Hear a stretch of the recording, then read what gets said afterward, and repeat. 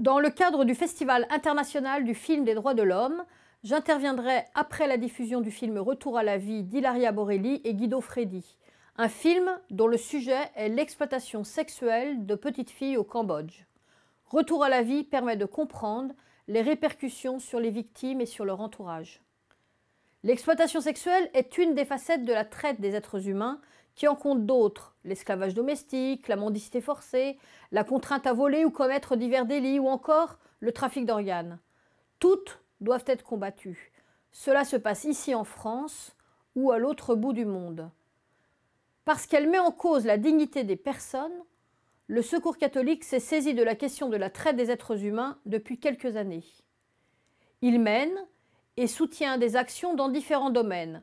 La prévention des publics à risque, la sensibilisation du public, l'accompagnement des victimes, la formation des professionnels en lien avec les enfants et les jeunes, qu'ils soient magistrats et avocats, policiers, acteurs sociaux, enseignants ou éducateurs. Il mène aussi avec d'autres associations des actions de plaidoyer au niveau national et international pour que les lois sur la traite des êtres humains évoluent et aussi pour qu'elles soient réellement appliquées.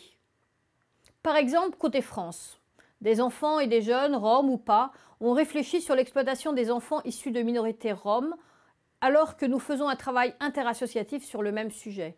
Les contributions des jeunes et des adultes ont été présentées au Comité des droits de l'enfant de l'ONU à Genève pour qu'en France, la Convention internationale des droits de l'enfant soit respectée pour tous les enfants et particulièrement ceux vulnérables à la traite et victimes de traite.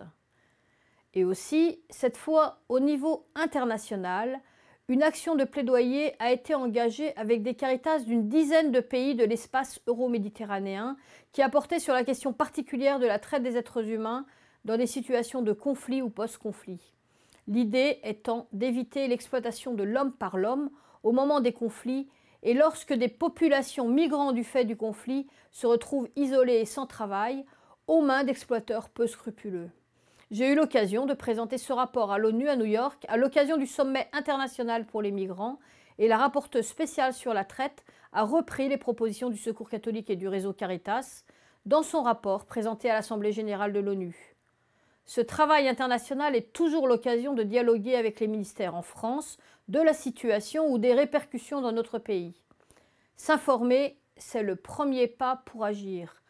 Aussi, le Festival international du film des droits de l'homme, à travers l'art et la culture, est une occasion de mobiliser un large public sur ce sujet mal connu ou ignoré. Ensemble, combattons la traite sous toutes ses formes.